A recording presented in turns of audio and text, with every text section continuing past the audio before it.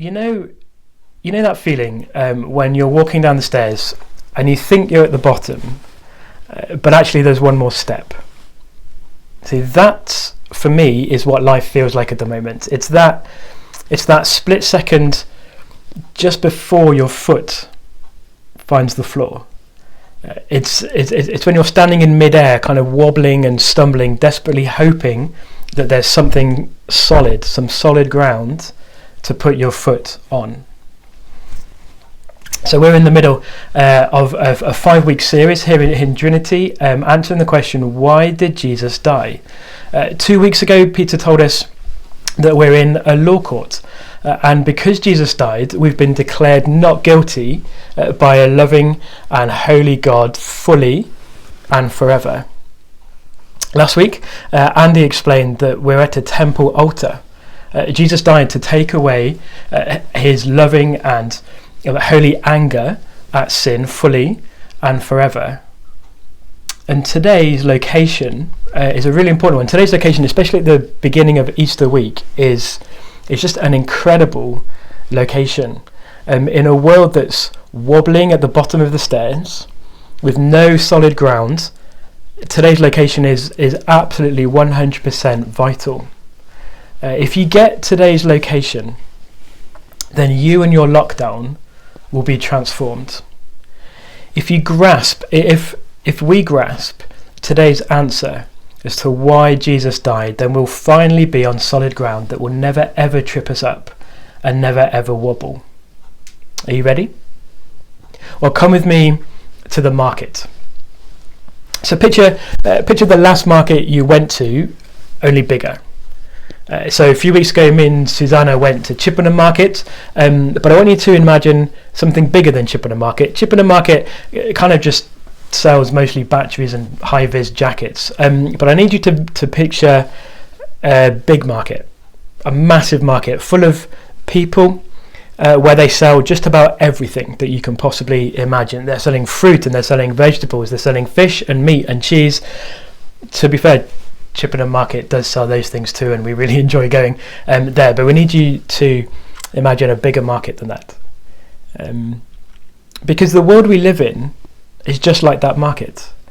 Everything has a value and everything has a price, including you. You see, in our market world, we're all for sale. Our gifts and our abilities, our talents, our looks, our bank balances, we all have a value set by the market world that we live in. Every room we step into, every Zoom meeting that we join is an opportunity to hopefully increase our value. I was thinking the other day, one of the interesting things, the fascinating things really about our current world is that there's a 4-letter word that's beginning to disappear. How long that will last for, well, we'll see. But before COVID-19, many of us would use a tiny 4-letter word that put people in their place. It would define our value and the value of those around us. Let's see if you recognise this little simple word. I just stack shelves in Lidl. You're just a delivery driver. They're just bin men.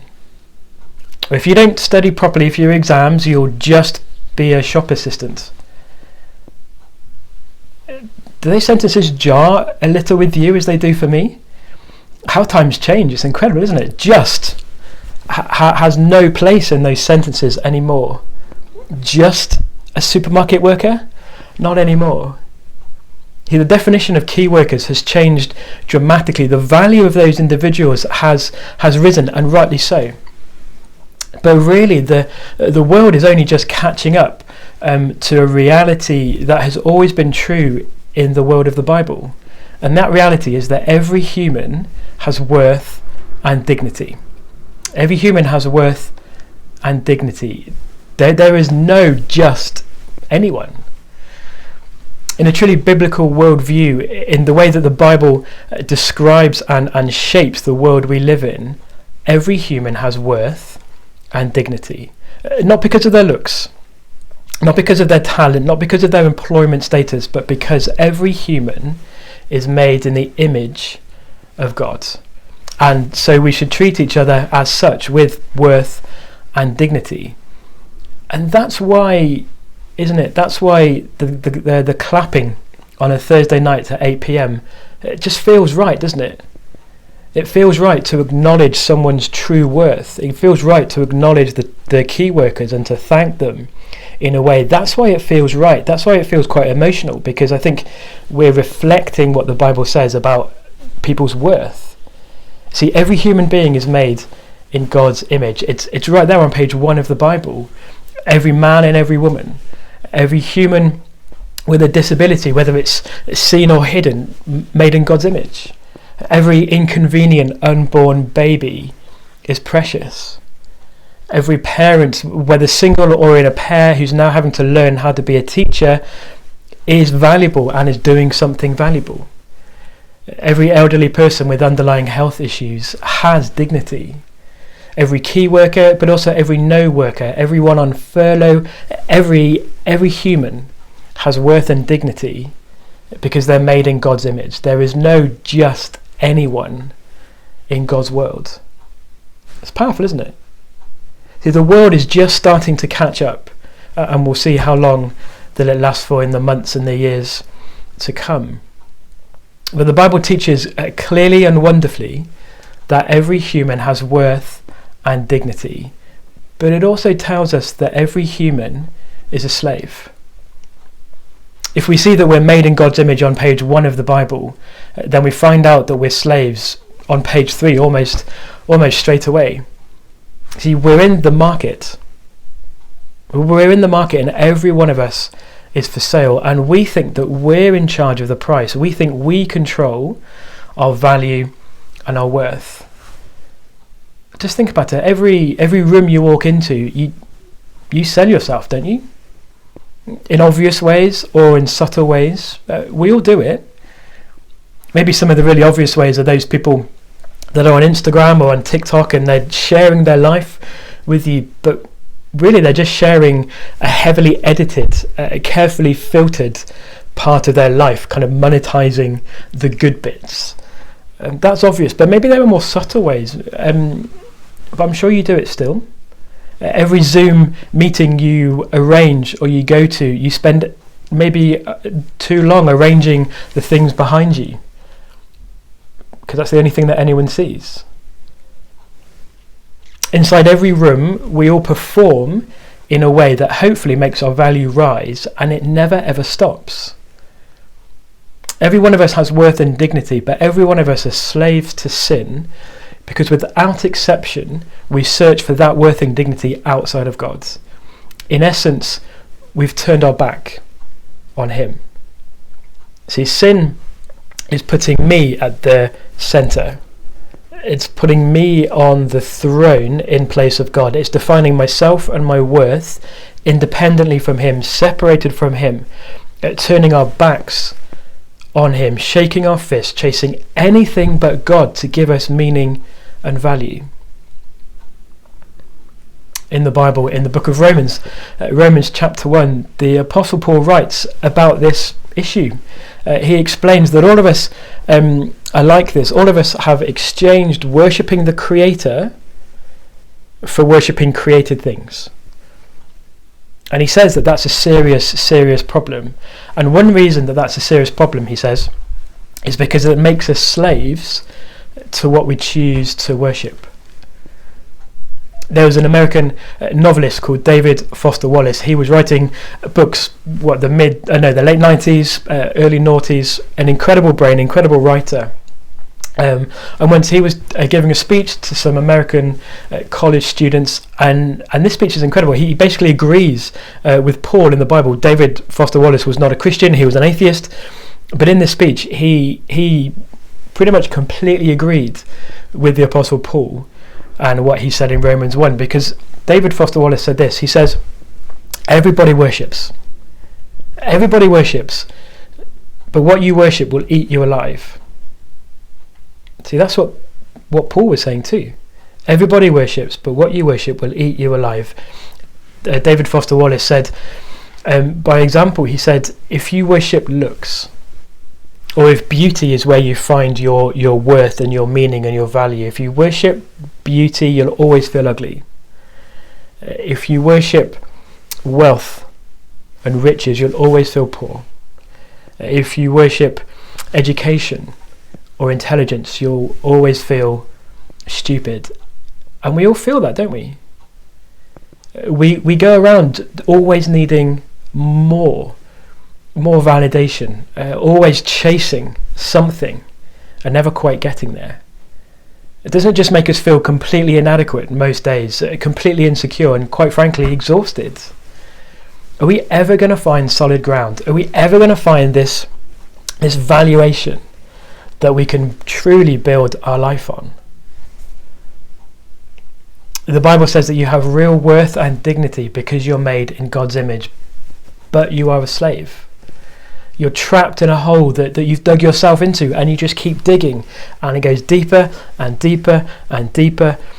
Inside every room and inside every Zoom, you are a slave to sin. Later on in Romans, Paul says that the wages of sin is death. We're made in God's image, you're made in God's image, but we're inadequate. We're bankrupt, unable to pay the price to escape. But here comes the solid ground. Are you ready? There is a rescue mission. There is a rescue mission. See, in the marketplace where we are slaves that are being eaten alive by sin, a rescuer has come to redeem us and to pay for our freedom. Let me read one sentence. It's from the Gospel of Mark, chapter 10, verse 45. Jesus said this, "For even the Son of Man came not to be served, but to serve, and to give his life as a ransom for many." Our rescuer is Jesus, the Son of Man, the one who has been given all authority over heaven and earth, the true King of the universe, God's beloved Son.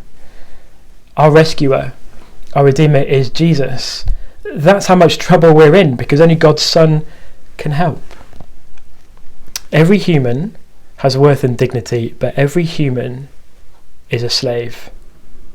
But Jesus came to rescue slaves. See, that's our solid ground. How does he rescue us? Look at the verse again. The Son of Man came to give his life as a ransom for many. He came to give his life as a ransom for many. The price is paid by him. The price is paid, his life for yours. The price that we can never afford is paid by him, fully and freely. We're at the start of Easter week, and on Friday we'll, particularly as Christians, remember Jesus dying on the cross, and almost certainly we'll read about Jesus' final words just before he died. In English there were three final words. Just before he died, he said these three words: "It is finished." It is finished. It's done. Mission accomplished. Payment paid. Redemption completed. Jesus' rescue mission was decisive and costly because he's in the market paying for your freedom with his life. This morning we were listening to a friend preaching on YouTube, and he said something really interesting. He said that in all the uncertainty of post-COVID-19 world and politics and everything, in all that uncertainty, there's one thing that we know for sure, and that one thing, he said, is that we'll be paying for it for a long time. He's probably right, isn't he? That our debts as a country, even as a world, are just going to soar over these next months. Financially, of course, but I think also physically, also mentally, our debts are going to soar. And it's true, isn't it? The thing about debt is that it has to be paid. Your mortgage has to be paid. Your credit cards have to be paid. Every month we get reminders, don't we? Don't forget to pay. Don't forget to pay. You owe this much. Don't forget to pay on time. That's the thing with debt. Debt kind of follows you around. It doesn't, like, it has to be paid. And if you can't pay the debt, you're in trouble. If the price is too much, you're in trouble. Well, Jesus came to rescue slaves. He came to pay debt. He came to redeem slaves. And he came because the price is too much. So what was the value of the price that he paid? Let me read something to you from 1 Peter. So 1 Peter chapter 1, verses 18 and 19. This is the price. Peter says that you were ransomed from the futile ways inherited from your forefathers, not with perishable things such as silver or gold, but with the precious blood of Christ, like that of a lamb without blemish or spot. You were ransomed, you were redeemed, not with silver or gold, but with the precious blood of Christ. If you are a Christian, then you have eternal and priceless value and worth because Jesus has bought you with his eternal and priceless blood. Do you see now how in the Bible as well, there's no just anyone? See, we all have the same need, we all have the same redemption, and it's all cost the same. If your value is all about you, then you're a slave to whoever or whatever is inside the room. But a Christian's value and worth are outside the room. Because it's not all about us, it's all about Jesus. And because it's not about us, because it's all about Jesus, our value and our worth are safe and secure and solid. That never-ending cycle, that exhausting slavery of finding and defining your value from people around you inside the room is over. So your worth, if you're a Christian, your worth is outside the room. Your worth is on Jesus, on the cross. And that is a valuation. That is a value that you can really trust and build your life on. See, every human has a worth and dignity, but every human is a slave. Jesus came to rescue slaves, so only in him are we truly free. And so my main question this afternoon is that you? Is that you? Have you been redeemed by this Jesus? Has he paid the price for your slavery to sin? It can be you if you respond to him, even this afternoon. Just believe in him, trust in him for yourself, trust in his redemption for you, trust in his "it is finished" spoken for you. If you want in on this redemption by Jesus, then tell him. I promise you, he'll be delighted to have you. If you do that today, or if you've done that before, you can know that 100% there is not a cloud in the sky between you and God. Because the price has been paid. Fully and forever paid. His life, his precious blood for yours. And if this is you, if your freedom, if your everything is Jesus and he has redeemed you, then really there are two ways to respond. Firstly, drop the slavery. See, if you miss what I'm saying, then you might start to think that once you're redeemed, then your focus now is on paying Jesus back. But don't. You're dead to that kind of slavery, so drop it. You don't have a debt to pay anymore. I don't know if any of you watching have finished paying off their mortgage. Me and Susanna don't even have a mortgage yet, so I guess if we were going to finish it, it's going to be a long way off. But my parents finished paying off their mortgage a few years ago. I don't know what they did to celebrate. Maybe they'll text me in a few seconds just to tell me what they did. But I know they finished paying it off. But imagine after they'd finished paying it off, they decided to keep paying the bank. Just, I don't know, out of gratitude, out of habit. You know, they've paid the mortgage, they've got the certificate, the stamp on the certificate saying they've paid off the mortgage, but well, we'll keep paying the bank a little bit just in case. Well, that'd be crazy, wouldn't it? Like, don't keep paying the bank. You don't owe them anything. Everything's been paid off. There's nothing left to pay. Well, in a similar way, it's like with us, with Jesus and our redemption. It is finished. It's finished. There's nothing left to pay. Jesus has paid everything. He's paid your price fully and freely. It's done. There is not a cloud in the sky between you and God. So to drop the slavery, drop that slavery. Come to the Father through Jesus, not as a hired servant, but as a redeemed and loved child. You belong to him. You are his. So firstly, drop the slavery. Secondly, truly enjoy your value in Jesus. It is a mistake to find any of your worth or dignity inside the room. So you have been redeemed. What did Peter say in that verse? You have been redeemed not with silver or gold, not with perishable things that don't last. You have not been redeemed by your salary. You have not been redeemed by your quality lesson plans for your kids in lockdown. You have not been redeemed by how much hand gel you've managed to find or how much that you manage to use every day. You're dead to that kind of slavery. You're not redeemed by what other people think of you.